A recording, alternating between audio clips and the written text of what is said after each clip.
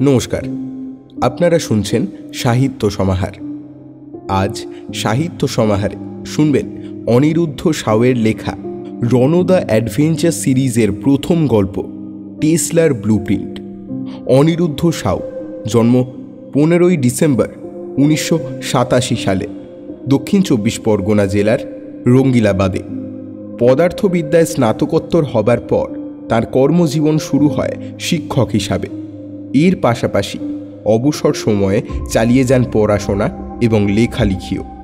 বিভা publication থেকে প্রকাশিত অর্জুন বধের নেপথ্যে মায়াবী মারিচ এবং ফাঁদ তাঁর লেখা উল্লেখযোগ্য সাহিত্য কীর্তিগুলির মধ্যে অন্যতম। মূলত রহস্য ও অ্যাডভেঞ্চার জাতীয় লেখাই তিনি লিখতে ভালোবাসেন। লেখকের সৃষ্ট গোপা গোয়েন্দী চরিত্রটি ইতিমধ্যেই পাঠক মহলে বিশেষভাবে সমাদৃত। আমাদের আজকের গল্পটি তাঁর লেখা আরও একটি জনপ্রিয় সিরিজ রণদা সিরিজের প্রথম গল্প। গল্পটি প্রথম প্রকাশিত হয় মায়াকানন পূজাবার্ষিকী 1428। আজকের গল্পের সূত্রধার ও রণদার চরিত্রে আমি আকাশ, গল্প পাঠে অর্ণব। শুরু হচ্ছে অনিরুদ্ধ সাউয়ের লেখা টেসলার ব্লুপ্রিন্ট।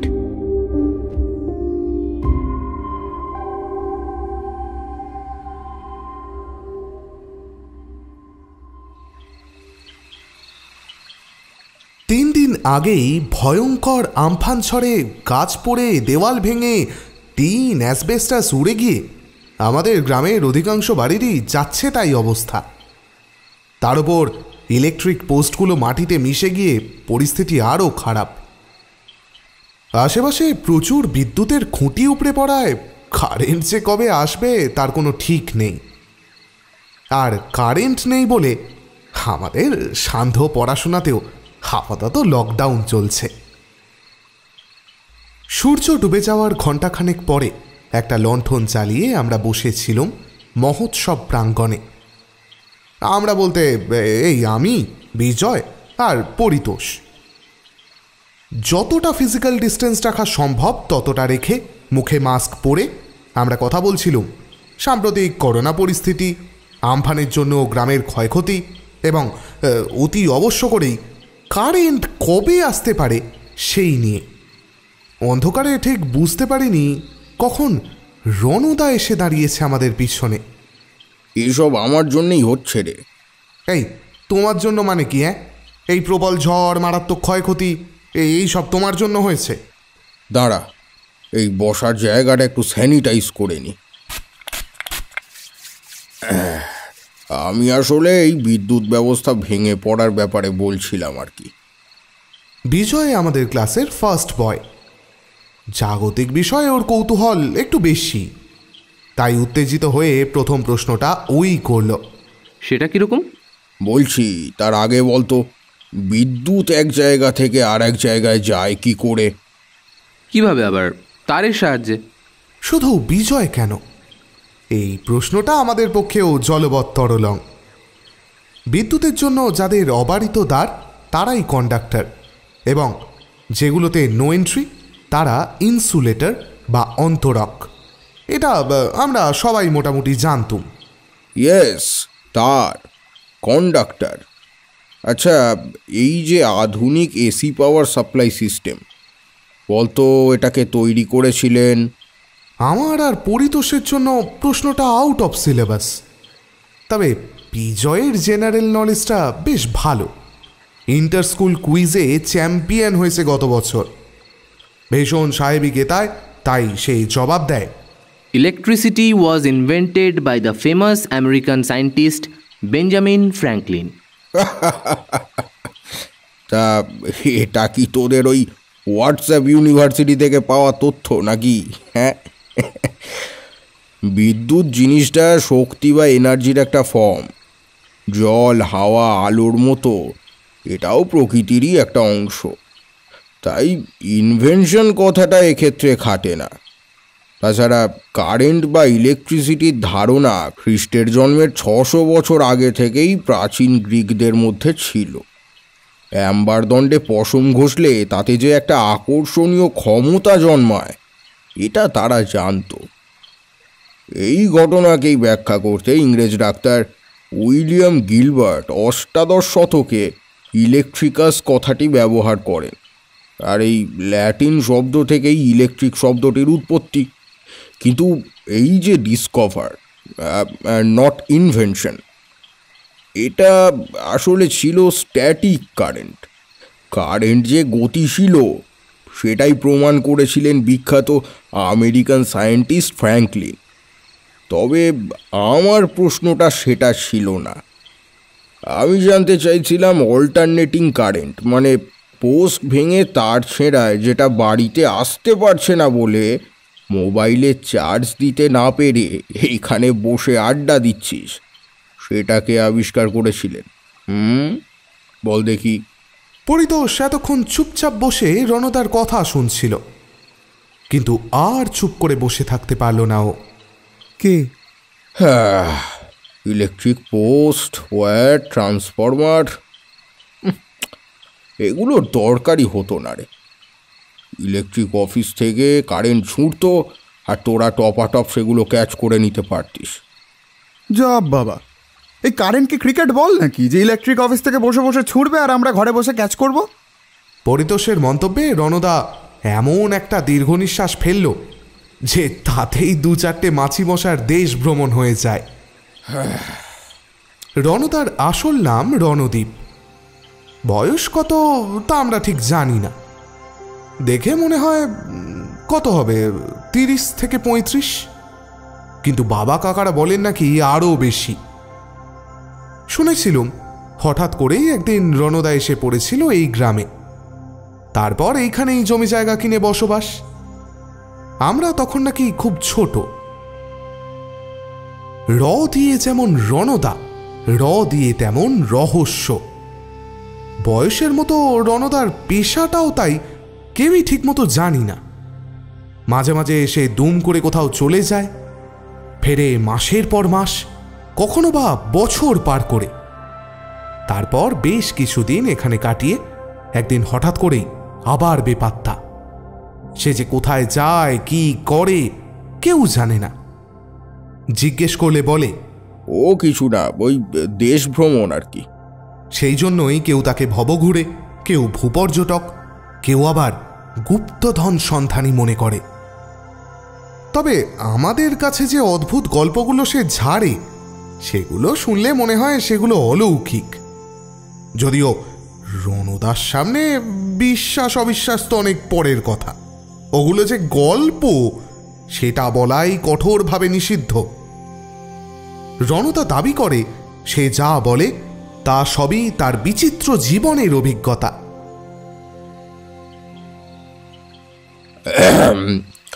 কারেন্ট নিয়ে ক্যাচ লোফালুফির ব্যাপারটা তোদের যে বিশ্বাস হচ্ছে না সেটা আমি বুঝতে পারছি, কিন্তু পুরো ঘটনাটা বললে তোরাও বুঝবি পাওয়ার ট্রান্সমিশন সিস্টেমে কত বড় একটা বিপ্লবের সামনে ছিল আমাদের দেশ। উন্নত প্রতিরক্ষা ব্যবস্থা গঠন করে বিশ্বের 1 নম্বর দেশ হওয়াও ভারতবর্ষের পক্ষে আর অসম্ভব ছিল না। বেশ বুঝতে পারছিল। আর একটা অদ্ভুত গল্প পেকে একেবারে ওই ওই যাকে বলে টুসটুস করছে।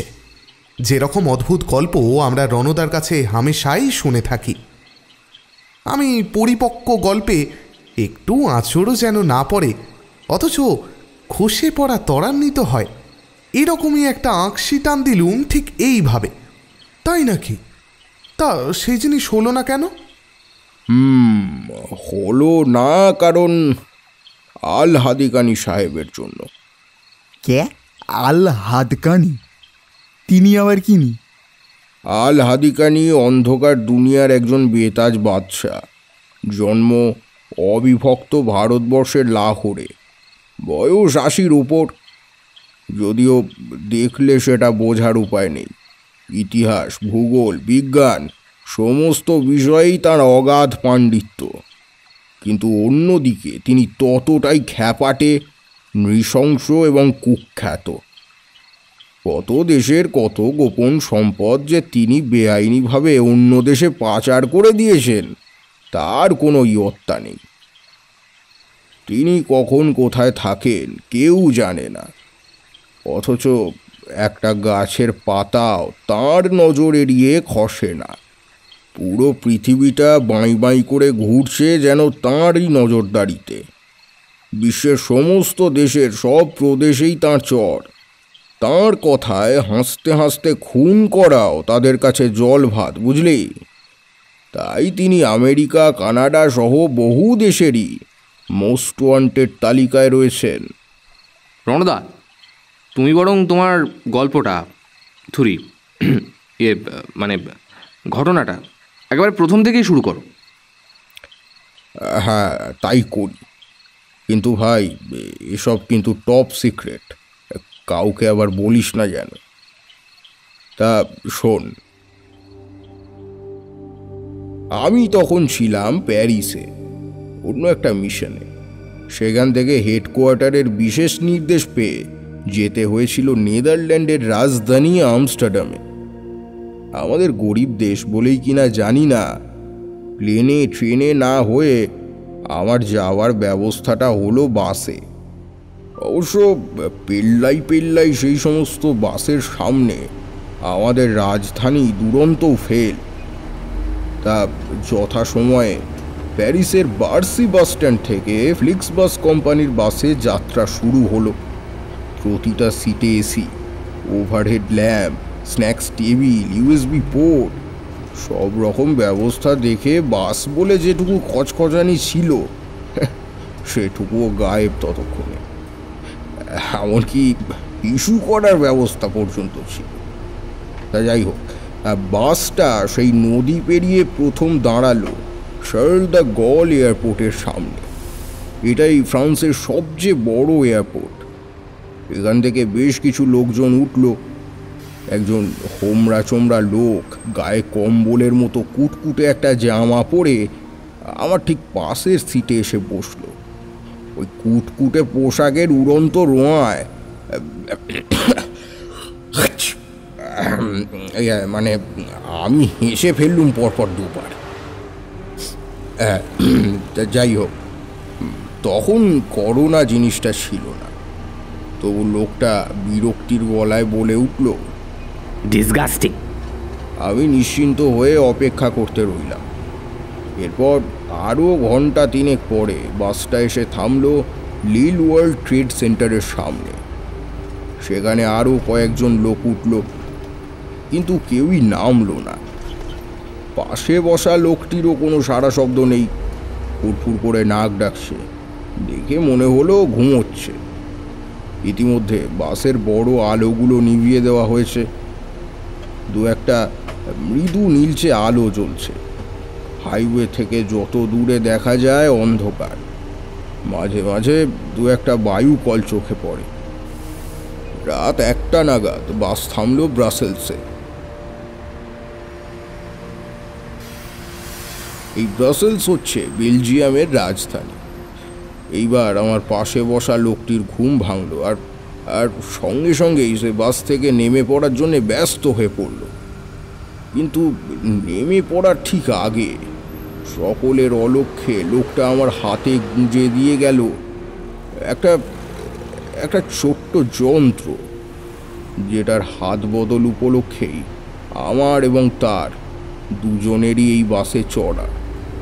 আমার হাঁচি, তার ডিসগাস্টিং, এ দুটোই আসলে ছিল আমাদের ভাষায় কোড ওয়ার্ড, পরস্পরকে চিনে নেওয়ার অব্যর্থ পদ্ধতি।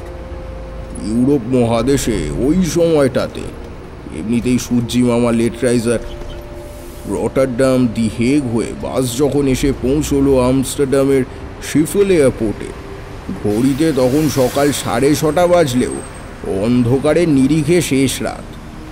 এই একটা রাতে 3-3টে দেশের রাজধানী পেরিয়ে বাসটা তখন রীতিমতো হাঁপাচ্ছে।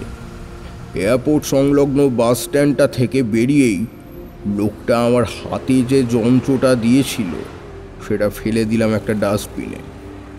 ওটার কাজ শেষ। ব্লুটুথ হেডফোনের মতো দেখতে ওই যন্ত্রটা আসলে ছিল একটা অডিও ডিভাইস, যেটা একবার প্লে হবার পর আপনা থেকেই নষ্ট হয়ে যায়। বাসের মধ্যেই কানে লাগিয়ে নিয়েছিলাম ওটা। ভেসে এসেছিল আমাদের বস, রিসার্চ অ্যান্ড অ্যানালিসিস উইংয়ের ডিরেক্টর মিস্টার বলরাজ পিল্লাইয়ের কণ্ঠস্বর।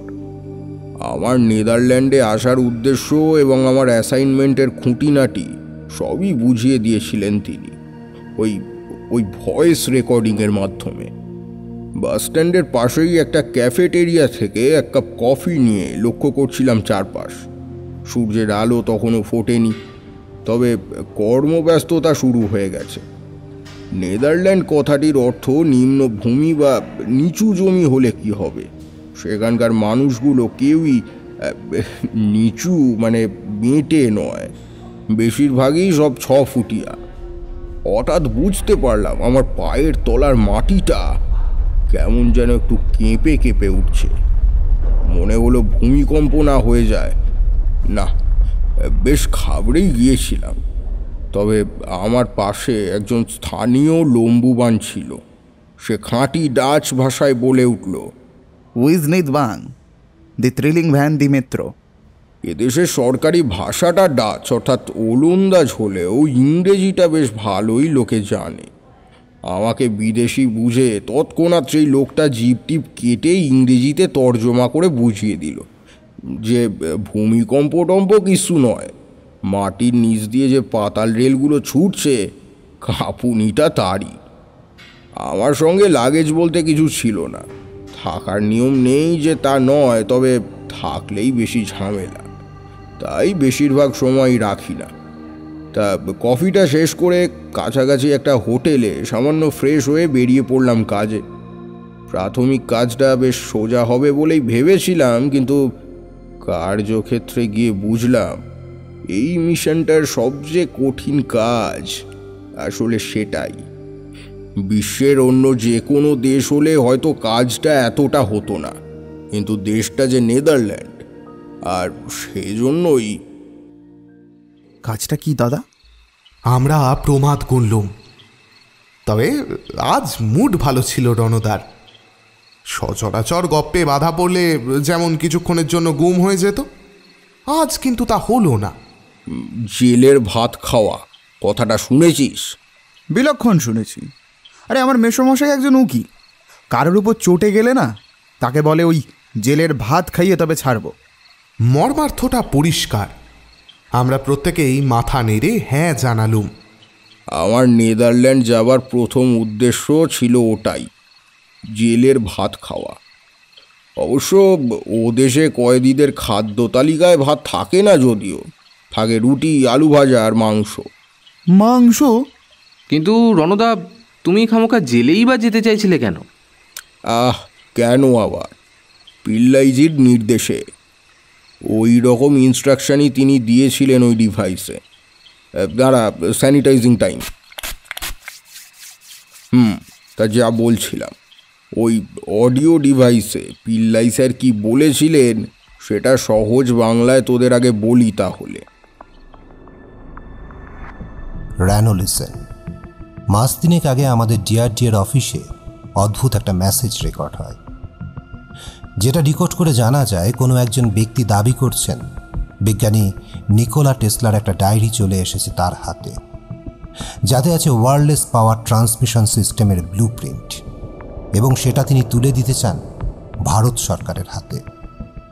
র্যানো, তুমি তো জানো নিকোলা টেসলার এই তথাকথিত ডায়েরি এবং তার বানানো ব্লুপ্রিন্ট নিয়ে কম কন্ট্রোভার্সি হয়নি গত শতাব্দীতে। এ নিয়ে কনস্পিরেসি থিওরিও রয়েছে প্রচুর। স্বাভাবিকভাবেই ডিআরডিও এই ব্যাপারটা খুব একটা গুরুত্ব দিতে চায়নি প্রথমে, তবে তারা ব্যাপারটা জানিয়ে রাখে আমাদের। তার ঠিক 5 দিন পরে প্রায় একই রকম একটা মেসেজ রিসিভ হয় পাকিস্তানের ডিফেন্স মিনিস্ট্রির অফিসে। এটা জানতে পারা যায় আমাদের ওখানকার এক ফিল্ড এজেন্টের কাছ থেকে। এরপর আমরা নড়ে চড়ে বসি এবং লো আর্থ অরবিট উপগ্রহ মারফত মেসেজটা কোত্থেকে পাঠানো হয়েছে সেটা জানার চেষ্টা শুরু করি।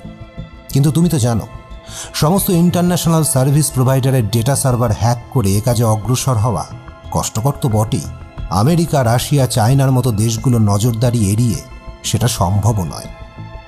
সেজন্য যতক্ষণ না ওই সেম ডিভাইস থেকে সেম ওয়েভলেংথে অন্য কোনো মেসেজ পাঠানো হয়, ততক্ষণ আমাদের অপেক্ষা করতে হয়। অবশেষে মাসখানেক আগে আমরা সাফল্য পাই। জানতে পারি মেসেজটা পাঠানো হয়েছিল নর্থ ওয়েস্টার্ন ইউরোপের দেশ নেদারল্যান্ড থেকে। এরপর আমাদের স্পাই স্যাটেলাইট নেদারল্যান্ড দেশটাকে কড়া নজরে রাখতে শুরু করে। সৌভাগ্যবশত দেশটা খুব ছোট, তাই পুরো 15 দিনের চেষ্টায় একটা উপগ্রহ চিত্র চলে আসে আমাদের হাতে, যেখানে আমস্টারডামের একটা বিখ্যাত বিজনেসম্যানের সঙ্গে করমর্দন করতে দেখা যাচ্ছে আল হাদিকিনি সাহেবকে। আল হাদিকিনিকে তুমি চেনো, তার সঙ্গে আমরা আগেও কাজ করেছি। লোকটা সাংঘাতিক এবং ইন্টারন্যাশনাল ক্রিমিনাল হলেও এই উপমহাদেশের দেশগুলোর প্রতি তিনি যথেষ্ট সহানুভূতিশীল। আমাদের ধারণা ওই গোপন মেসেজটা তিনিই পাঠিয়েছিলেন। আর যদি এই মেসেজ তিনিই পাঠান তাহলে তার বিষয়বস্তু নিয়ে সন্দেহেরও কোনো কারণ নেই। এরকম বহু প্রাচীন এবং গুরুত্বপূর্ণ জিনিস গোপন সূত্রে প্রায়ই চলে আসে তার হাতে, আর তিনি ভুয়ো খবর দেবার লোকও নন। কিন্তু ওই একই মেসেজ তিনি পাকিস্তানকেও পাঠালেন কেন? তবে কি তিনি দু নৌকায় পা দিয়ে চলছেন, নাকি সম্পূর্ণ ব্যাপারটাই একটা ট্র্যাপ আমাদের জন্য? এই পুরো জিনিসটা ঠিকভাবে অনুসন্ধান করবার জন্যই তোমাকে পাঠানো হচ্ছে নেদারল্যান্ডে। মনে রাখবে, আল হাদিকিনি কিন্তু খুবই সাংঘাতিক লোক, চারিদিকে গুপ্তঘাতক ছড়িয়ে রাখেন। আবার আইএসআই অর্থাৎ পাকিস্তানি গুপ্তচর সংস্থা যদি ইতিমধ্যে এটা নিয়ে ইন্টারেস্টেড হয়ে পড়ে, বিপদটা আসতে পারে তাদের দিক থেকেও। তাই খুব অ্যালার্ট থেকে কাজ করতে হবে তোমাকে। নেদারল্যান্ড সরকারও যেন এই বিষয়ে বিন্দু বিসর্গ জানতে না পারে। মনে রাখবে, আল হাদিকিনি একজন আন্তর্জাতিক অপরাধী। তার সঙ্গে ভারতবর্ষ যোগাযোগ কিংবা কোনো রকম ডিল করার চেষ্টা করছে, সেটা প্রকাশ্যে এলে আন্তর্জাতিক ক্ষেত্রে মুখ পুড়বে আমাদের দেশের। তাই কোনোভাবেই মিশনটা ফেইলিওর কিংবা কম্প্রোমাইজড হয়ে গেলে তোমার পরিচয় এবং এই মিশন কোনোটারই সত্যতা স্বীকার করা হবে না আমাদের পক্ষ থেকে। তবে মিশনটা তুমি যদি সাফল্যের সঙ্গে অ্যাকমপ্লিশ করতে পারো, যদি সত্যি বিজ্ঞানী টেসলার এমন কোনো ব্লুপ্রিন্ট থাকে এবং তুমি সেটা নিয়ে আসতে পারো, তাহলে রেনো, ভারতবর্ষের ইতিহাসে স্বর্ণাক্ষরে তোমার নাম লেখা থাকবে।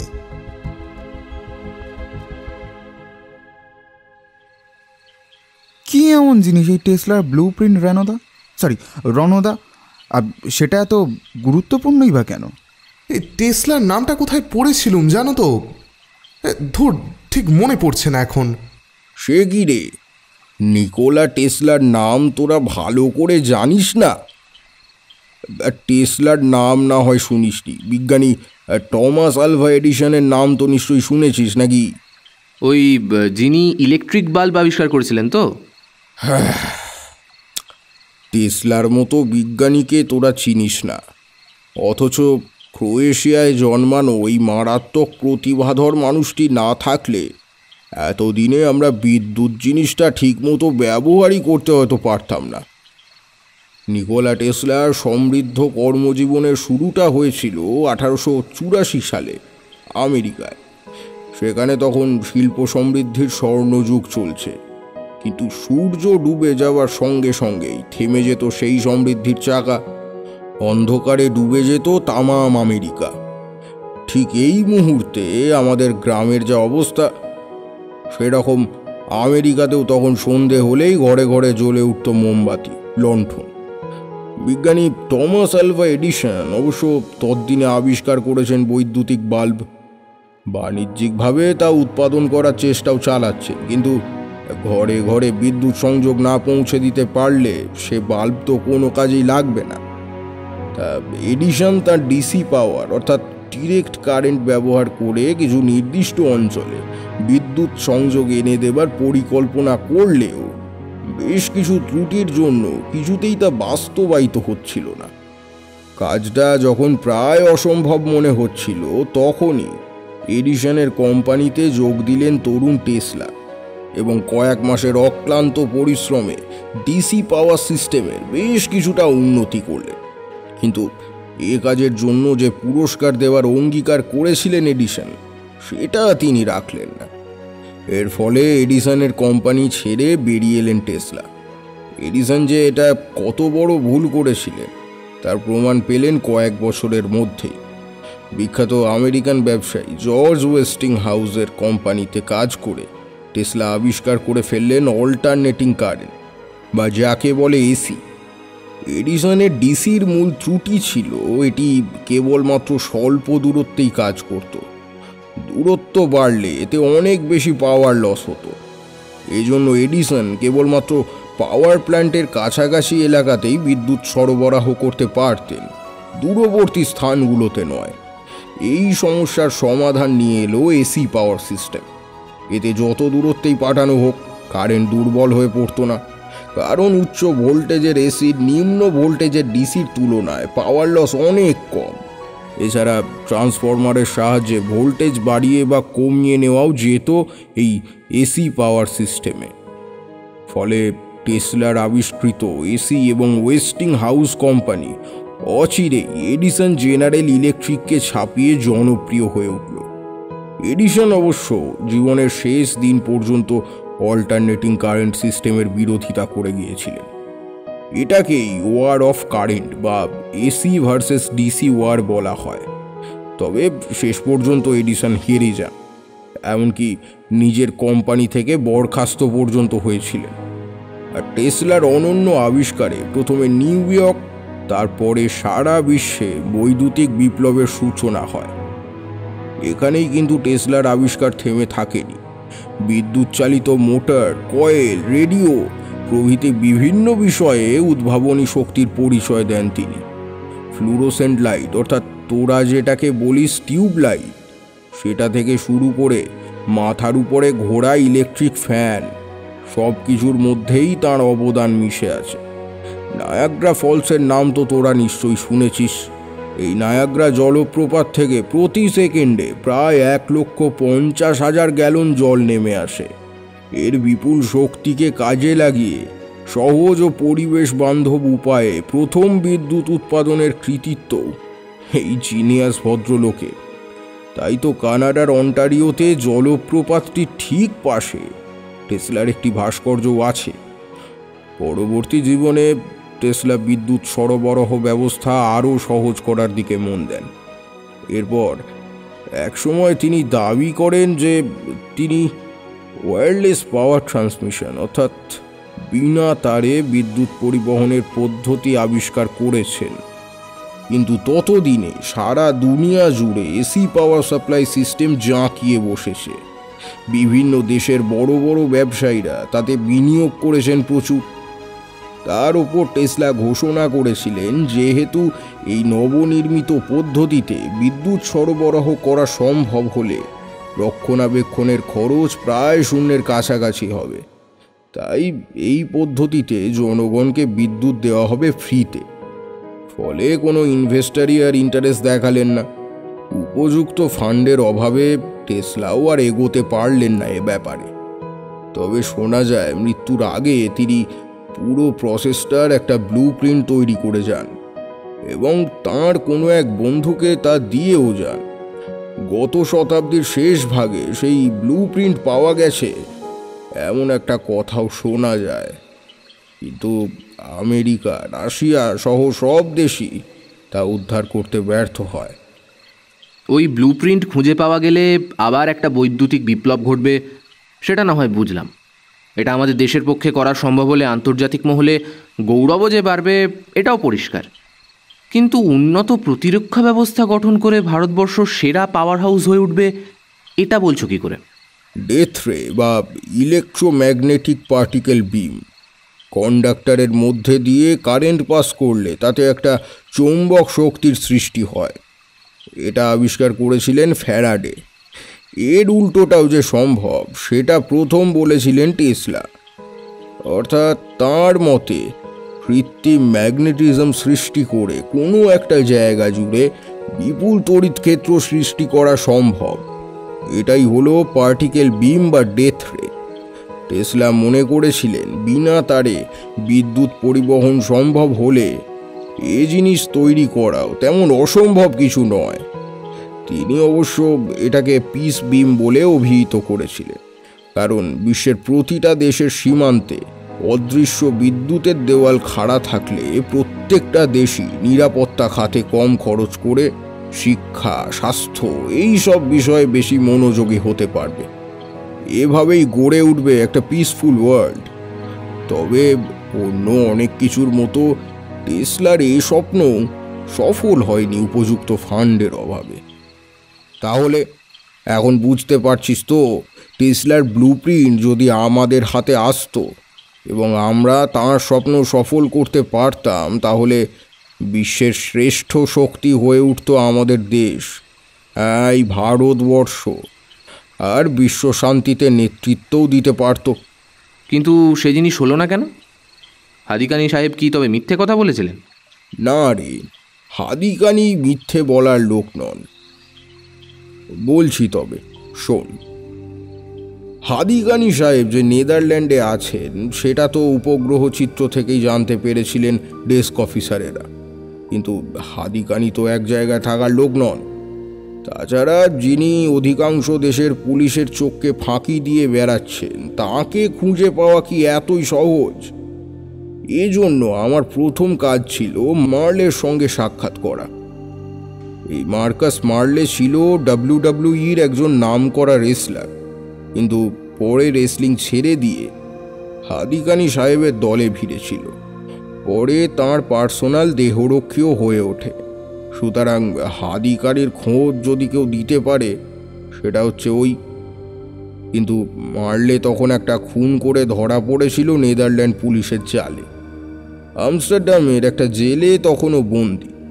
সেই জন্য পিল্লাই স্যারের ইনস্ট্রাকশন অনুযায়ী প্রথমে আমাকেও একটা অপরাধ করে জেলের রুটি খাওয়ার চেষ্টা করতে হবে। তারপর সুযোগ বুঝে জেলের মধ্যেই মার্লের থেকে আদায় করতে হবে তার বস আল হাদিকানি সাহেবের হদিশ। ঠিক এই মুহূর্তে তোদের মনে যে প্রশ্নটা আসছে, সেটা আমার মধ্যেও এসেছিল। আমি কোনো অপরাধ করে যদিও বা প্রিজনমেন্টের সাজা পাই, মারলে এখন যে জেলখানায় আছে, আমাকেও যে ওই জেলে পাঠানো হবে তার গ্যারেন্টি কি?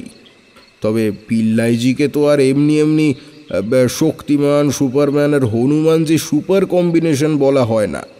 তিনি অন্তর্যামী এবং যদি কিন্তু এই শব্দগুলোর উপর নির্ভর করে কখনো কোনো প্ল্যান বানান না। আমার মধ্যে প্রশ্ন জাগতে পারে, এটা বুঝতে পেরে অডিওতেই ব্যাপারটা পরিষ্কার করে দিয়েছিলেন তিনি। ওই নেদারল্যান্ড দেশটা এমনই। অপরাধীর অভাবে একের পর এক জেলখানা বন্ধ হয়ে যাচ্ছে সেখানে, তাই জেলের সংখ্যা এমনিতেই ওখানে কম। তাছাড়া বিদেশি লোকরা অপরাধ করে ওখানে প্রিজনমেন্টের সাজা পেলে তাদের অন্য কোনো জেলে নয়, বরং আমস্টারডামের একটা বিশেষ জেলেই পাঠানো হয়। ওটাই হচ্ছে সেই জেল যেখানে মার্লে বর্তমানে আছে, কারণ ও নেদারল্যান্ডের লোক নয়, জামাইকার অধিবাসী। আর তুমিও এই কেসে ইন্ডিয়ান অরিজিনের ব্রিটিশ নাগরিক হিসেবে যাচ্ছ, কাজেই বুঝতেই পারছো জেলে তোমাদের দেখা হবেই। রানো, এই মিশনে তোমাকে সাপোর্ট দেবার জন্য আমাদের আরও একজন এজেন্ট থাকবে। সে নিউ রিক্রুট, তাকে এখনও তুমি চেনো না। সে তোমাকে প্রয়োজন মতো আর্মস, অর্থ এবং অন্যান্য সাহায্য দেবে। তবে তোমার সঙ্গে তার সরাসরি কন্ট্যাক্ট থাকবে না। বুঝতেই পারছো, প্রাণহানির সম্ভাবনা তৈরি হলে আমরা একজন এজেন্টকে হারাতে পারি, দুজনকে একসঙ্গে নয়। আমস্টারডামে গিয়ে তোমার প্রথম কাজ হবে বাস স্ট্যান্ড থেকে বেরিয়ে ডান দিকে পরপর যে দুটো ক্যাফেটেরিয়া আছে তার প্রথমটা থেকে কফি নেওয়া। এবং একজন বিদেশি মানুষ যেমন প্রথম কোনো দেশে এলে চারিদিকে লক্ষ্য করে, কফি খেতে খেতে তুমি তাই করবে। ওই সময় ওখানকার মাটির তলা দিয়ে মেট্রো রেলগুলো যাবার জন্য যে হালকা দুলুনি টের পাওয়া যায়, তুমি সেটাকেই ভূমিকম্প ভেবে আতঙ্ক প্রকাশ করবে। আর সেটা দেখে যদি কোনো লম্বা লোক প্রথমে ডাচ ভাষায়, পরে ইংরাজিতে তোমাকে ভয় পেতে বারণ করে, বুঝবে সেই হচ্ছে ওই এজেন্ট। তুমি তাকে ধন্যবাদ জানাতে এগিয়ে গেলে সে তোমার ওভারকোটে সকলের অলক্ষ্যে ঢুকিয়ে দেবে কিছু ইউরো, তোমার ভুয়ো পাসপোর্ট এবং অরিজিনাল ভিসা আর রিমোটের মতন একটা ছোট্ট ডিভাইস। ওই ওয়্যারলেস ট্রান্সমিটার ডিভাইসটি বাইনারি সিস্টেমে কাজ করে। কেবলমাত্র দুটি বাটনই ওতে আছে, 1 এবং 0। অর্থের দরকার হলে চাপবে 1, যদিও 5,000 ইউরোর বেশি কোনো বারেই তুমি পাবে না, তাই অর্থ একটু বুঝে সুঝে খরচ করবে। আর্মড দরকার হলে প্রেস করবে 0, তবে চেষ্টা করবে নিতান্ত আত্মরক্ষা ছাড়া এই জিনিস ব্যবহার না করার। আর অন্য কোনো সাহায্যের দরকার হলে 1 এবং 0 চাপবে পরপর। ওই ডিভাইসে জিপিএস ট্র্যাকারও আছে, কাজেই তুমি যেখানে বাটন প্রেস করবে সেখানকার লোকেশনে 10 মিনিটের মধ্যেও তোমার কাছে ওগুলো পৌঁছে দেবে। যদিও 3 নম্বর ক্ষেত্রেও তোমাকে সরাসরি সাহায্য করবে না, শুধু আড়াল থেকে লক্ষ্য রেখে পরিস্থিতিটা বুঝবে এবং সেই মতো আমাকে রিপোর্ট করবে। সুতরাং র্যানো, প্রথমে জুৎসই দেখে একটা অপরাধ করো, জেলে যাও, মারলেকে চাপ দিয়ে হাদিকিনির হদিশ নাও, তারপর উদ্ধার করে আনো টেসলা দ্য গ্রেট সায়েন্টিস্টের ব্লুপ্রিন্ট। পিল্লাইজি তো কথাগুলো বলেই খালাস যে অপরাধ করো, জেলে যাও। কিন্তু জেলে যাওয়া কি এতই সোজা? তাই আবার দেশটার নাম যখন নেদারল্যান্ড, ও দেশে অপরাধীর অভাবে একের পর এক জেলখানা তখন বন্ধ হয়ে যাচ্ছে। এটা যেমন ঠিক, তেমনি ও দেশে সরকারের জেলে পুরতেই অনীহা, এটাও ঠিক। ওরা মনে করে প্রিজনমেন্টের মাধ্যমে কোনো মানুষের মধ্যে অপরাধ করার প্রবণতা কমানো কিংবা সৎ পথে নিয়ে আসা দুটোই একেবারে অসম্ভব। ওরাই ইউরোপের প্রথম দেশগুলোর মধ্যে একটা যারা মৃত্যুদণ্ড আগেই রোধ করেছিল। এখন জেলে না ভরারও সংকল্প নিয়ে বসেছে। যাব বাবা, এ আবার কেউ করে নাকি? তাহলে তো দেশটা চোর গুন্ডা বদমাইশে ভরে যাবে। না, আমাদের দেশ হলে কি হতো বলা মুশকিল। বিস্ময়করভাবে নেদারল্যান্ডে তা হয়নি। পৃথিবীর সবচেয়ে কম অপরাধ প্রবণ দেশগুলোর মধ্যে ওই দেশটা তাই একটা। তবে এতে অসুবিধাটা হয়েছিল আমার। আমি অবশ্যই প্রথম দিন থেকে কাজে লেগে গিয়েছিলাম। কাজে লাগা বলতে কোনো একটা ক্রাইম করা। কিন্তু কি ক্রাইম করা যায়? হুট করে তো কাউকে আর খুন টুন করে ফেলা যায় না। তা আমি প্রথম দিন তাই একটা মহিলার ভ্যানিটি ব্যাগ কেড়ে নেওয়ার চেষ্টা করলাম। সফলও হলাম এবং যথারীতি তার স্বামীর হাতে ধরাও দিলাম। 2-1খানা চড় থাপ্পড় পর্যন্ত হজম করলাম। পুলিশ এলো। আমি ভাবলাম এবার নিশ্চয়ই সোজা জেল, কিন্তু না, পুলিশ এসে উল্টে মহিলার স্বামীটির কাছ থেকেই আইন নিজের হাতে তুলে নেওয়ার জন্যে মোটা অঙ্কের জরিমানা নিল। আর আমাকে খুব শান্ত ভদ্রভাবে চুরি করেছি কেন সেটা জানতে চাইল। মুশকিল হলো খুব। বলতে তো পারছি না যে জেলে যাব তাই চুরি করেছি। তা আমি আর কি উত্তর দেব? চুপ করে রইলাম। আমার পাসপোর্ট এবং ভিসা ভালো করে পরীক্ষা করে তারা বোধহয় ভাবলো বিদেশ থেকে এসে কোনো আর্থিক দুর্দশার মধ্যে পড়ে আমি চুরি করতে বাধ্য হয়েছি। উল্টে 1,000 ইউরো আমাকে দিয়ে অপরাধ থেকে দূরে থেকে ভালোভাবে জীবন ধারণের জন্য রীতিমতো জ্ঞান ট্যান দিয়ে তবে তারা বিদায় নিল। নেদারল্যান্ড পুলিশের এহেন অদ্ভুত ব্যবহারে প্রথম দিনই আমি ব্যর্থ হলাম। পরের দিন পরিকল্পনার ছোকেই রাস্তায় বেরোলাম। শহরটায় মানুষের থেকে বেশি সংখ্যা সাইকেলের। পরে শুনেছিলাম সে দেশের প্রধানমন্ত্রী পর্যন্ত নাকি সাইকেলে চেপে অফিসে যায়। সাইকেল রাখার জন্য প্রত্যেক বড় রাস্তার পাশে আলাদা পার্কিং লট আছে। তবে রোজ এত সাইকেল সেখানে জমা হয় যে অবৈধভাবে রাস্তার উপরে অনেক সাইকেল দাঁড় করানো থাকে। তা আমি সুযোগ বুঝে সেই রকমই একটা সাইকেল নিয়ে দিলাম ধাঁ। আগেই দেখে নিয়েছিলাম সেই সাইকেলের মালিক কাছাকাছির মধ্যেই আছে। তা যথারীতি এবারেও ধরা পড়লাম। ধরা দিলামও বলা চলে।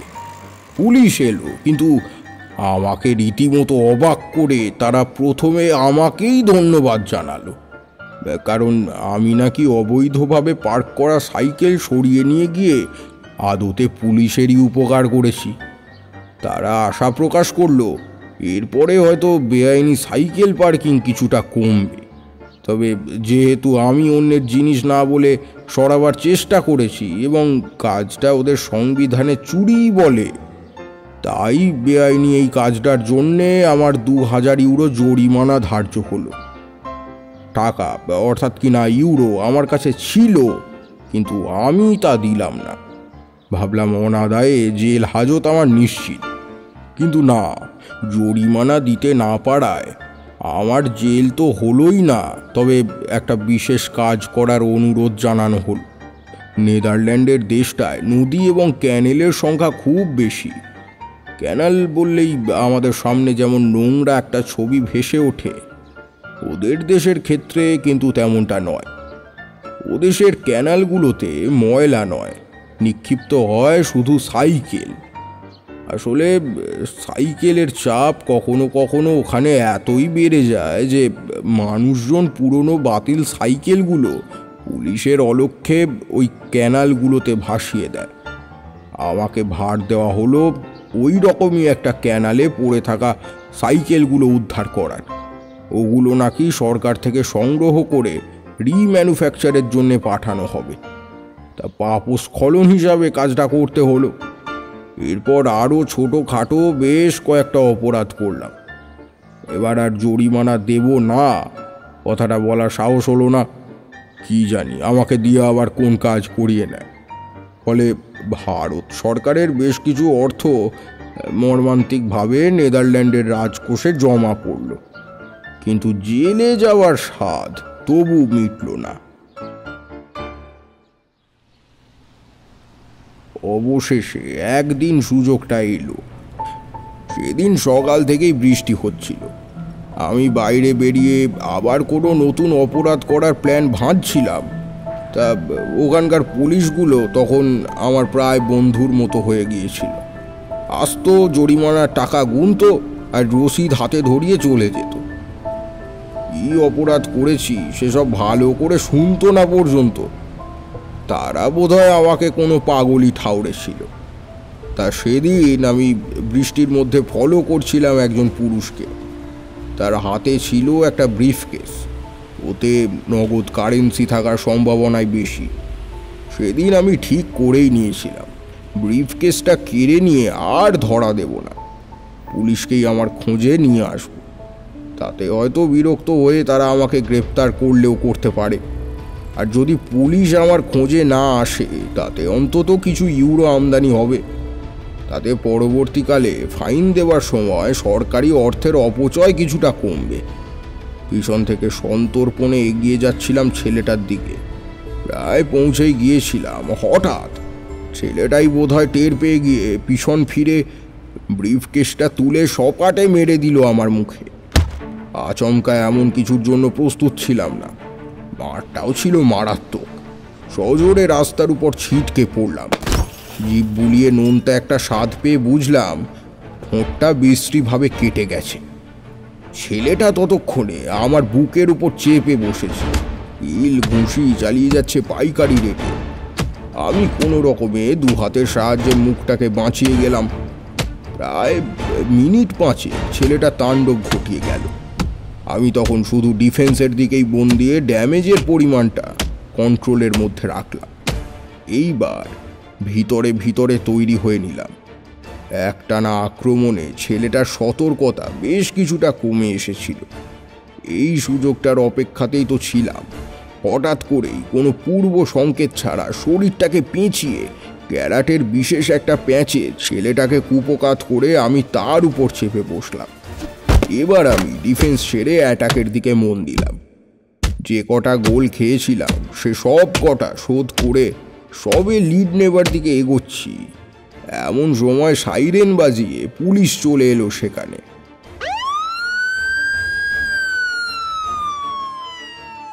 সৌভাগ্যের কথা, এবারের অপরাধটা বেশ সন্তুষ্ট করলো তাদের।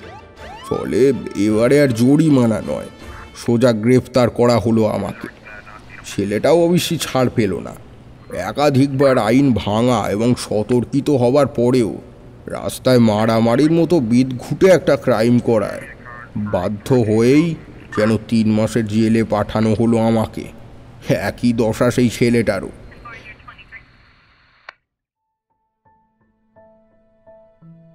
এদিকে এত কষ্ট করে জেলে এসেও আমি কিন্তু মারলে পর্যন্ত পৌঁছতে পারলাম না। আমস্টারডাম প্রিজন হাউসের 3টে ব্লক, প্রতারণা, তছরূপ, সরকারি সম্পত্তি নষ্ট করে সাজাপ্রাপ্ত হওয়া লোকেদের রাখা হয় প্রথম ব্লকে, এবং দ্বিতীয়টায় ছোটোখাটো অপরাধ করে আসা ব্যক্তিদের, আর তৃতীয়টা খুনি, অপহরণকারী প্রভৃতি মারাত্মক অপরাধীদের জন্য বরাদ্দ। প্রত্যেকটা ব্লকই স্বতন্ত্র বিল্ডিংয়ে, একটার সঙ্গে আর একটার কোনো সংযোগ নেই। এমনকি খাবার দেওয়া বা বিকেলে হালকা শরীর চর্চার জন্য জমায়েত করা হয় যেখানে, সেই জায়গাগুলোও প্রত্যেকটা ব্লকেরই আলাদা। ও হ্যাঁ, ওদেশের কয়েদিদের কিন্তু শরীর চর্চারও ব্যবস্থা আছে। প্রায় 1টা মাস তাই অনেক চেষ্টা করেও মার্লের সঙ্গে সাক্ষাৎ করতে পারলাম না। অবশেষে সেই সুযোগটাও পেয়ে গেলাম একদিন সেই ছেলেটারই সৌজন্যে। ছেলেটা এমনিতেই রেগে খাপ্পা হয়েছিল আমার উপর। তার ধারণা ছিল বিনা দোষে কেবল আমারই জন্য তাকে কারাবাস ভোগ করতে হচ্ছে। বুঝতে পারতাম জেলের মধ্যেই ছেলেটা আক্রমণ করে ফেলতে পারে আমার ওপরে, তাই সবসময় সতর্ক থাকতাম। কিন্তু সেদিন খাবারের লাইনে দাঁড়িয়ে থাকার সময় বোধহয় একটু অসাবধান হয়ে পড়েছি, আর সেই সুযোগে খাবারের ডিশটা নিয়ে ছেলেটা পিছন দিক থেকে আমার মাথায় বসিয়ে দিল এক ঘা। আমার চোখের সামনে সব যেন অন্ধকার হয়ে আসতে লাগলো। বুঝতে পারলাম জ্ঞান হারিয়ে ফেলতে চলেছি আমি। বহু কষ্টে নিজের স্নায়ুকে সতেজ রেখে ঘুরে দাঁড়ালাম। ঝাপসা দেখতে পেলাম ছেলেটা আবার তুলে নিয়েছে সেই ডিশটা, নেমে আসছে ঠিক সেটা আমার ব্রহ্মতালু লক্ষ্য করে। বেশ বুঝতে পারলাম এই আঘাতটাও ঠিকঠাক জায়গায় পড়লেই আমার ভবলীলা ক্ষত। তৈরি হয়ে নিলাম। আঘাতটা পড়বার আগেই মাথাটা সামান্য নামিয়ে একটা ঘুষি চালিয়ে দিলাম ছেলেটার চোয়ালে। মোক্ষম ঘুষি, আর আমিও ধীরে ধীরে সংজ্ঞা হারিয়ে ফেললাম। প্রায় 15 দিন জেল হাসপাতালে কাটাতে হয়েছিল আমাদের দুজনকে।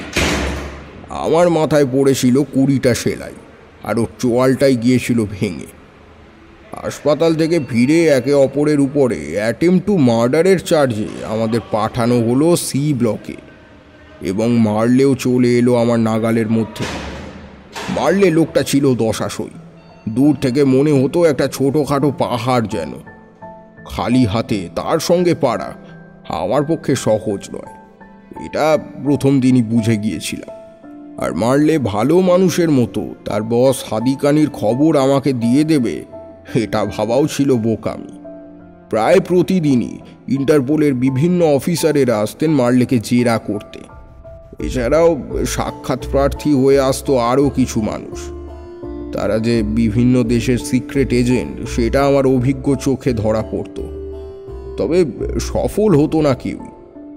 সেটা তাদের ফিরে যাবার সময় মুখ চোখ দেখেই টের পেতাম। কেউ যা পারেনি আমি সেটা পারবো, এই বিশ্বাসটুকু ছিল শুধু আমার সম্বল। প্রথমে মার্লের সঙ্গে বন্ধুত্ব করতে চাইলাম, কিন্তু সে কাজে সফল হলাম না। মারলে লোকটা ছিল যেমন অসভ্য তেমনই শয়তানির আস্ত ডিপো। বন্ধুত্ব শব্দটা ওর অভিধানেই ছিল না, তার উপর ছিল চণ্ডাল রাগ। হঠাৎই জিনিসটা চড়ে বসতো তার মাথায়। একদিন সেই রাগের শিকার হলো সেই ছেলেটাই। কি একটা বলতে গিয়েছিল বোধহয় মারলেকে, আর তাতেই রেগে অগ্নিশর্মা হয়ে সে প্রায় 2 হাতে ছুঁড়ে ফেলে দিল তাকে। তারপর চড়াও হয়ে গেল তার উপর। ভাবলাম ছেলেটাকে বাঁচাতে যাই, নইলে সে হয়তো মরেই যাবে মার্লের হাতে। কিন্তু ওয়ার্ল্ড রেসলিংয়ে রেফারি পেটানোর জন্য কুখ্যাত ছিল মার্লে। আমার মাথার চোটও তখন পুরোপুরি সারেনি, তাই আমি দর্শকের আসনে থাকায় নিরাপদ বোধ করলাম। কিন্তু আশ্চর্য হয়ে দেখলাম ছেলেটা ভালোই ফাইট দিতে থাকলো। বেশ কিছু মার্শাল আর্টের পয়জারে মার্লেকে অনেকটাই ঘায়েল করলো, কিন্তু শেষ পর্যন্ত পারল না। মারলে তাকে আছাড় মেরে ফেলে কিছুটা দূরত্ব থেকে ছুটে আসতে লাগলো। ডাব্লিউডাব্লিউইতে এটাই ছিল মার্লের সিগনেচার মুভ, ডেডলি মুভও বটে। ছুটে এসে লাফিয়ে হাঁটু আর কনুইয়ের আঘাতে পেড়ে ফেলে সে তার প্রতিপক্ষকে। ভেঙে গুঁড়িয়ে যায় প্রতিপক্ষের শিরদাঁড়া। আমি আর চুপ করে থাকতে পারলাম না। একেবারে শেষ মুহূর্তে একটা ছোট্ট ডাইভে ছেলেটাকে জড়িয়ে 2-4টে পাল্টি খেয়ে সরিয়ে আনলাম বেশ কিছুটা দূরে। আর মারলে লাফ দেওয়া অবস্থায় আর নিজেকে সামলানো সম্ভব হয়নি তার পক্ষে। সজোরে এসে পড়েছিল শক্ত মেঝেতে। তার নিজের শরীরের অভিঘাতেই হাঁটু আর কনুই 2 জায়গাতেই চোট পেল সে সাংঘাতিকভাবে। ওঠার ক্ষমতা ছিল না আর তার। ডাক্তার এসে চিকিৎসার জন্য তাকে সরিয়ে নিয়ে যাওয়ার আগে পর্যন্ত ঠান্ডা চোখে এসে তাকিয়ে রইল আমাদের দিকে। সেটুকুই কোনো সুস্থ সবল ব্যক্তির বুকের রক্ত হিম করে দেওয়ার পক্ষে যথেষ্ট।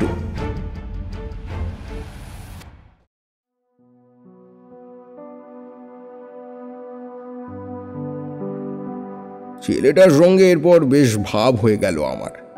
জানতে পারলাম তার নাম ড্যানিয়েল, জন্ম লেবাননে।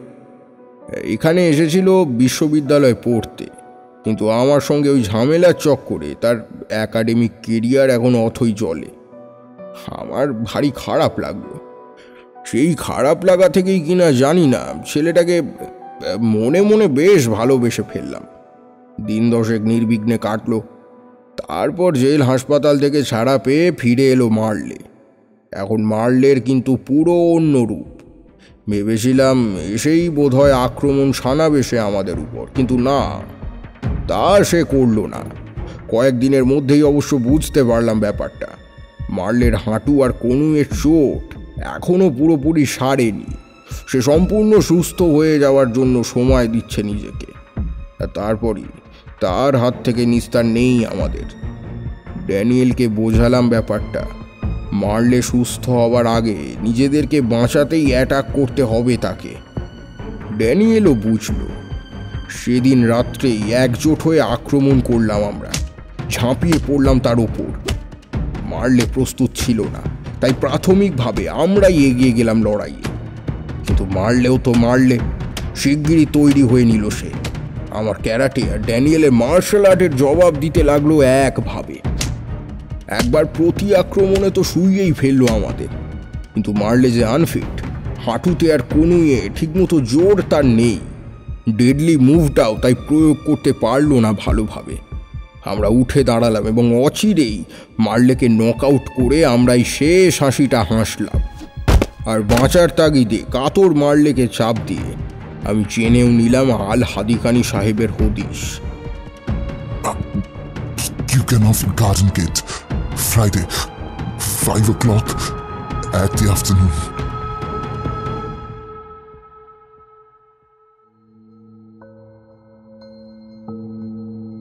আরও 2 সপ্তাহ পর জেল থেকে ছাড়া পেলাম আমরা দুজন। তারপর থেকে স্বাভাবিকভাবেই আমাদের মধ্যে আর কোনো রকম যোগাযোগ রইল না। তবে জানতাম দেখা আমাদের আবার হবেই, আর সেটা হলো তার 3 দিনের মধ্যেই কিউকেনহফ গার্ডেনের সামনে। কিউকেনহফ কথার অর্থ কিচেন গার্ডেন হলেও এটা আসলে একটা টিউলিপ গার্ডেন, যা আমস্টারডামের দক্ষিণ পশ্চিমে সুমেরু সাগরের কাছে অবস্থিত। এরকম টিউলিপ ফুলের বাগান নেদারল্যান্ডে প্রচুর। এই ফুল উৎপাদনে এই দেশটাই প্রথম স্থান অধিকার করে আছে। তবে সাউথ হল্যান্ডে অবস্থিত এই বিশেষ বাগানটার আলাদা একটা মর্যাদা আছে, কারণ গুগল রেটিংয়ে এটাই হলো most beautiful garden of the world. আমি মারলের থেকে পাওয়া ইনফরমেশন অনুযায়ী শুক্রবার বিকেল 5টার বেশ কিছুটা আগেই এসে দাঁড়ালাম বাগানটার সামনে। বুঝতে পারছিলাম সপ্তাহের এই বিশেষ দিনে এ সময় কোনো কারণে আসতে হয় আল হাদিকানি সাহেবকে। আন্ডারওয়ার্ল্ডের অবৈধ ডিলিংগুলো কোনো নির্জন স্থানে নয়, হয় এরকমই বিখ্যাত জনবহুল জায়গাগুলোতেই। হাদিকানিও নিশ্চয়ই সেই সংক্রান্ত কাজেই আসবেন। ওটাই তাঁর কাজ, ওটাই তাঁর ব্যবসা। হাদিকানিকে আমি আগে অন্য একটা মিশনে দেখেছিলাম।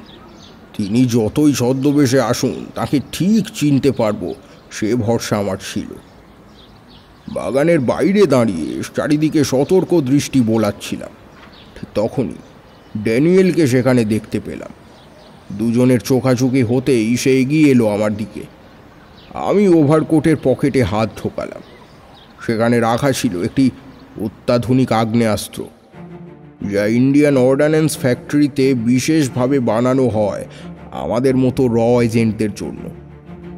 জেল থেকে বেরিয়েই এটা আমি নিয়ে রেখেছিলাম আমার সাপোর্টিং এজেন্টের থেকে। এবার দেখলাম ড্যানিয়েলও তার ওভারকোটের পকেটে হাত ঢোকালো।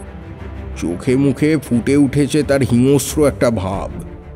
পাকিস্তান গুপ্তচর সংস্থা ISI এর সে যে একজন গুপ্ত এজেন্ট, এবং হাদিকানির ডাকে আমি যে কাজে এসেছি তাকেও পাঠানো হয়েছে ওই একই মিশনে। এটা আমি অনেক আগেই বুঝেছিলাম তার সমস্ত কার্যক্রম দেখে, আর এটাও বুঝেছিলাম আমার পরিচয় বুঝেছিল সেও। কিন্তু দুজনেরই দরকার ছিল দুজনকে, তাই পরস্পরকে না চেনার ভান করেছিলাম আমরা শুধু। কিন্তু আর সময় নেই, এক্ষুনি শুরু হবে একটা মরণপণ লড়াই। ডারউইনের সার্ভাইভাল অফ দ্য ফিটেস্টের নিয়মে সেখানে একজনই কেবল জিতবে, আর যে জিতবে সেই শুধু নিয়ে যেতে পারবে বহু আকাঙ্ক্ষিত টেসলার ব্লুপ্রিন্ট। আমি তৈরি ছিলাম। ড্যানিয়েল তার অস্ত্রটা বের করে ফেলবার আগেই আমি আমার ফায়ার আর্মসটা বের করে নিশানা তাক করে ট্রিগারটা চাপতে গেলাম, আর ঠিক সেই সময় একটা অন্ধকার চাদর যেন জড়িয়ে গেল আমার মুখে। বুঝলাম সময় শেষ।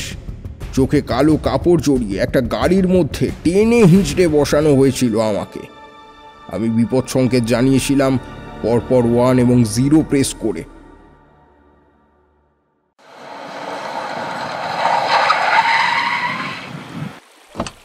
প্রায় ঘন্টা 2 কেটে যাওয়ার পর একটা ব্রিজ পেরিয়ে গাড়িটা থামলো।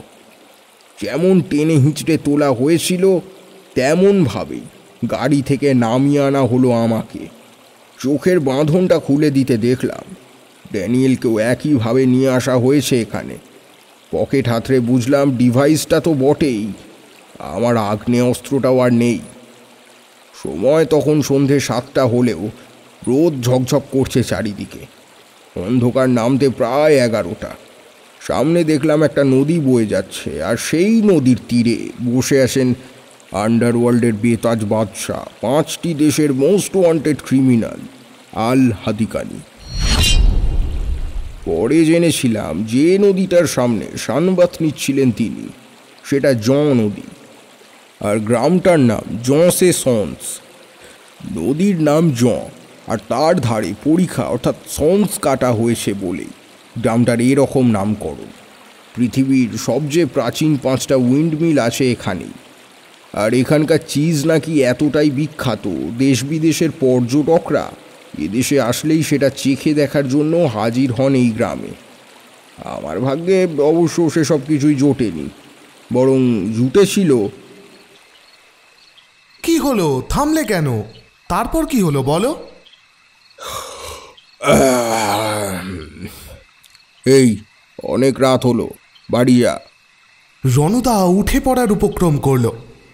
পরিতস্ত আরেকটু হলেই ফিজিক্যাল ডিস্টেন্সের 12টা বাজিয়ে ছুটে গিয়ে রণদার পায়েই পড়তে যাচ্ছিল, কিন্তু সেটা বুঝতে পেরে কতকটা যেন দয়া পরবশই রণদা বলে উঠল, হ্যাঁ, তারপর আর কি?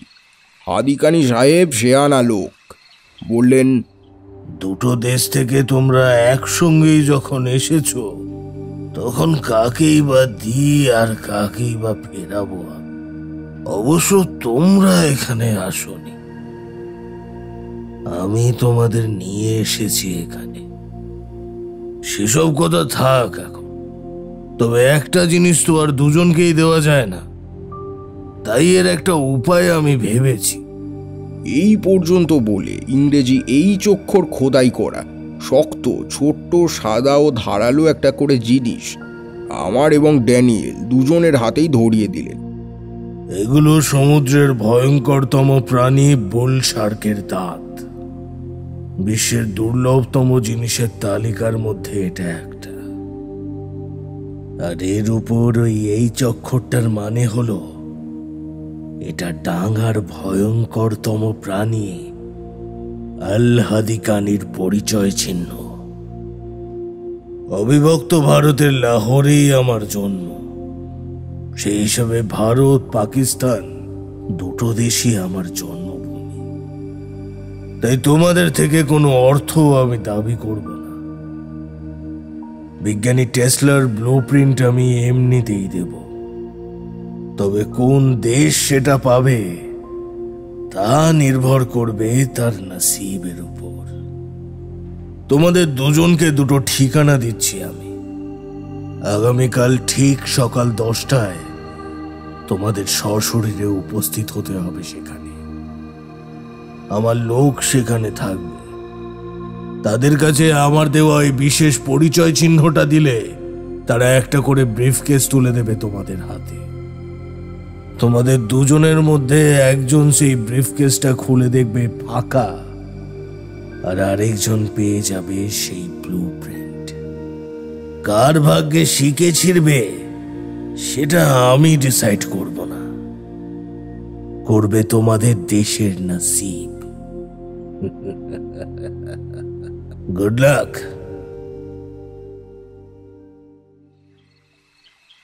এ প্রস্তাবে রাজি হয়ে গেলে? এছাড়া উপায় তো আর কিছু ছিল না।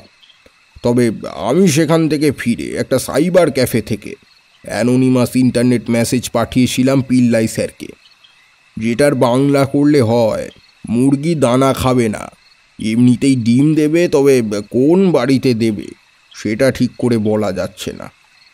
পিল্লাই স্যার জবাব পাঠিয়েছিলেন, ডিম তুমি না পাও ক্ষতি নেই, প্রতিবেশী যেন না পায়। পরের দিন সেই অনুযায়ী কাজে লাগলাম। সিদ্ধান্ত নিলাম আমার জন্য নির্ধারিত স্থানে আমি যাব না, যাব সেখানে যেখানে যাওয়ার কথা ড্যানিয়েলের।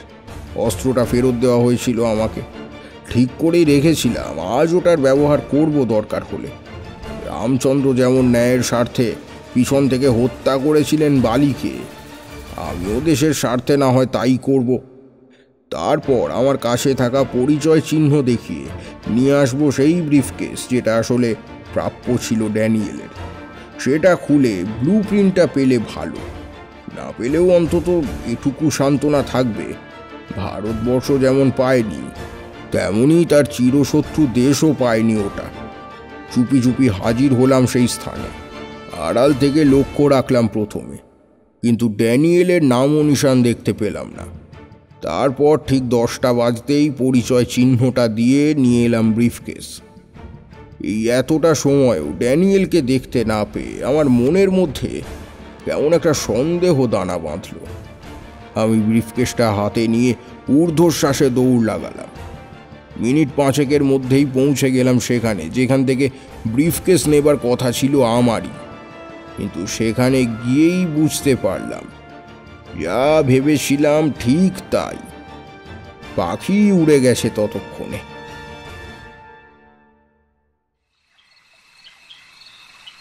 মানে বুঝতে পারলি না? রণদা ঠিক যেরকমভাবে হাজির হয়েছিল ড্যানিয়েলের জায়গায়, ড্যানিয়েলও ঠিক একই রকমভাবে ব্রিফকেস নিয়েছিল রণদার জায়গা থেকে। সে না হয় বুঝলাম, কিন্তু বাজিটা তাহলে শেষ পর্যন্ত কে জিতল, তুমি না ড্যানিয়েল? রণদা মুখে কোনো জবাব দিল না, শুধু হতাশ হয়ে বার কয়েক মাথা নাড়ল। ইস, তুমি যদি নিজের জায়গাতেই থাকতে গো, ভারতকে কাঁচকলা দেখিয়ে পাকিস্তানে নিয়ে যেতে পারতো না ওটাকে। রণদা এইবারেও মাথা নাড়ল। ব্রিফকেসটা পাওয়ার পরেই খুলে দেখে নিয়েছিলাম রে, ব্লুপ্রিন্টটা ওর মধ্যে ছিল। কি? তবে অচিরেই আমাদের উত্তেজনায় বেশ কয়েক গ্যালন জল ছিটিয়ে দিয়ে রণদা উপসংহার টানল। আমার ব্রিফকেসে যে ব্লুপ্রিন্টটা ছিল সেটা অর্ধেক, বুঝতেই পারছিস, বাকি অর্ধেকটা রাখা ছিল অন্যটায়। এর বেশ কয়েক মাস পর আমাদের ডিআরডিও অফিসে আবার একটা মেসেজ এসেছিল ডিকোডিংয়ের পর, যার বক্তব্য দাঁড়িয়েছিল, হিংসা বৈরিতা ভুলে দুই প্রতিবেশী এক হও, জোড়া লাগাও তোমাদের সম্পর্ক, তবেই জোড়া লেগে সম্পূর্ণ হবে টেসলার ব্লুপ্রিন্ট। সারা বিশ্বকে শান্তির পথে নিয়ে যাবে তোমরা দুই দেশ, প্রিয় দুই মাতৃভূমিকে আল হাদিকানির এটুকুই পরামর্শ। এর কয়েকদিন পর পাকিস্তানে পোস্টেড আমাদের ফিল্ড এজেন্টের থেকে জানা গিয়েছিল প্রায় একই রকম একটা মেসেজ এসেছিল ওখানকার ডিফেন্স মিনিস্ট্রির অফিসেও। তবে ওদের মেসেজে পরামর্শটা ছিল নাকি আরও কিছুটা বেশি। বিনা প্ররোচনায় ওরাই সবসময় অস্ত্র ধরে তো। যাকগে, অনেক রাত হলো, এবার তোরা বাড়ি যা, যা সেদিন সত্যিই অনেক রাত হয়ে গিয়েছিল। বাড়ি ফেরার সময় রণদার গল্পকে গল্প বলে যেন মনে হচ্ছিল না আর। চারিদিকের ঘন অন্ধকার পরিবেশে হাঁটতে হাঁটতে মনে মনে স্বপ্ন দেখছিলাম। সীমান্তে উত্তেজনা কমে সমস্ত শত্রুতার অবসান ঘটেছে এই উপমহাদেশে। যুদ্ধ নেই, ভয় নেই, চারিদিকে বিরাজ করছে শুধু শান্তি। আর আমাদের এই সুন্দরবন লাগোয়া গ্রামগুলোতে হাজার ঝড়ঝঞ্ঝার পরেও জ্বলছে আলো, শিক্ষা, স্বাস্থ্য এবং বিদ্যুতের।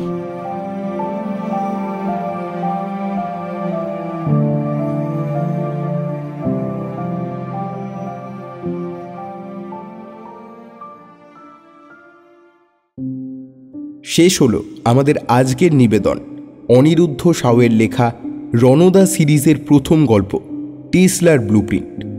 গল্পের সূত্রধার এবং রণদার চরিত্রে আমি আকাশ, গল্প পাঠে অর্ণব, পরিতোষ রাস্তার আগন্তুক এবং মার্লের চরিত্রে রক্তিম, বিজয় এবং বাসের আগন্তুকের চরিত্রে সায়ন্তন, হাদিকানির চরিত্রে শুভদীপ নাথ, পিল্লাই স্যারের চরিত্রে প্রদীপ্ত চৌধুরী এবং সমবেত কণ্ঠে অর্ণব, রক্তিম এবং সায়ন্তন। আমাদের আজকের গল্পটির শ্রুতিনাট্য রূপদানে শ্রেয়সী, আবহ সৃষ্টিতে আকাশ এবং প্রচ্ছদ অঙ্কনে প্রীতম দেব। আজকের গল্পে আমরা পাশে পেয়েছি স্ক্যাটার থটস চ্যানেল থেকে অর্ণবকে, বং স্টোরি সার্কেল থেকে শুভদীপ নাথকে, আড্ডাবাজ থেকে প্রদীপ্ত চৌধুরীকে, হরস্কোপ থেকে রক্তিমকে এবং ফ্রিকি ফ্রাইডে স্টোরিজ চ্যানেলের পক্ষ থেকে সায়ন্তনকে। অনেক ধন্যবাদ তাদের আমাদের পাশে থাকার জন্য। ধন্যবাদ আমাদের শ্রোতা বন্ধুদের গল্পটি শোনার জন্য। সাহিত্য সমাহারকে যে কোনো প্রয়োজনে মেইল করতে পারেন ডেসক্রিপশন বক্সে দেওয়া মেল আইডির মাধ্যমে। আশা রাখছি আজকের নিবেদন আপনাদের ভালো লাগবে। গল্প সংক্রান্ত মতামত অবশ্যই কমেন্ট সেকশনে লিখে জানাতে ভুলবেন না। আমাদের চ্যানেলকে সাবস্ক্রাইব করে পাশে থাকবেন। খুব তাড়াতাড়ি ফিরছি এমনই আরেকটি রোমাঞ্চকর গল্প নিয়ে। সকলে ভালো থাকবেন, সুস্থ থাকবেন। আবার দেখা হবে। নমস্কার।